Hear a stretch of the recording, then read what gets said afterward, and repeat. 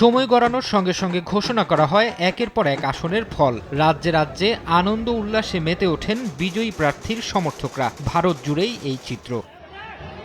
মঙ্গলবার স্থানীয় সময় সকাল থেকেই শুরু হয় ভারতের 18তম লোকসভা নির্বাচনের ভোট গণনা। 7 দফার ভোট গ্রহণ শেষে বুথ ফেরত জরিপ আলোচনার কেন্দ্রবিন্দু হয়ে উঠেছিল। এতে বলা হয় 350-র বেশি আসন পাবে এনডিএ জোট, আর ইন্ডিয়া জোটের ভরাডুবি হবে। তবে ভোট গণনার কয়েক ঘন্টার মধ্যেই চিত্র ভিন্ন হতে শুরু করে।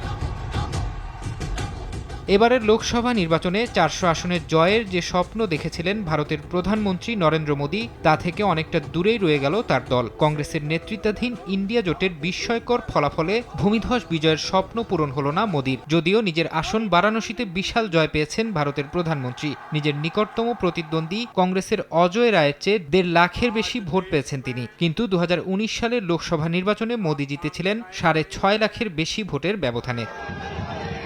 প্রত্যাশিত জয় পেয়েছেন মোদী সরকারের second in command Amit Shah. গুজরাটের গান্ধীনগর আসন থেকে বিপুল ভোটের ব্যবধানে জয়ী হয়েছেন তিনি। কংগ্রেস প্রার্থী সোনাল প্যাটেলের চেয়ে প্রায় 7.5 লাখ বেশি ভোট পেয়েছেন অমিত শাহ।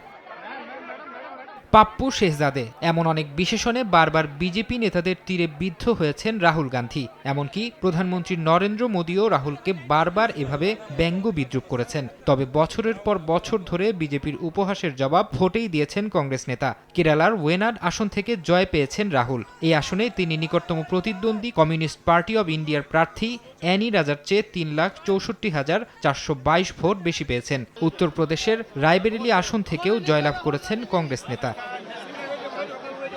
বুথ ফেরত জরিপগুলো ভারতের পশ্চিমবঙ্গে বিজেপি সংখ্যাগরিষ্ঠ আসনে জয়লাভ করতে যাচ্ছে বলে জানালেও রাজ্যে একক সংখ্যাগরিষ্ঠতা পেয়েছে মমতার দল। লোকসভা নির্বাচনে পশ্চিমবঙ্গের 42টি আসনের মধ্যে প্রায় 30টি তৃণমূলের ঝুড়িতে। ডায়মন্ড হারবার আসনে জিতেছেন তৃণমূলের সাধারণ সম্পাদক অভিষেক বন্দ্যোপাধ্যায়। রাজ্যের 12টি আসনে জয়ী হয়েছে বিজেপি।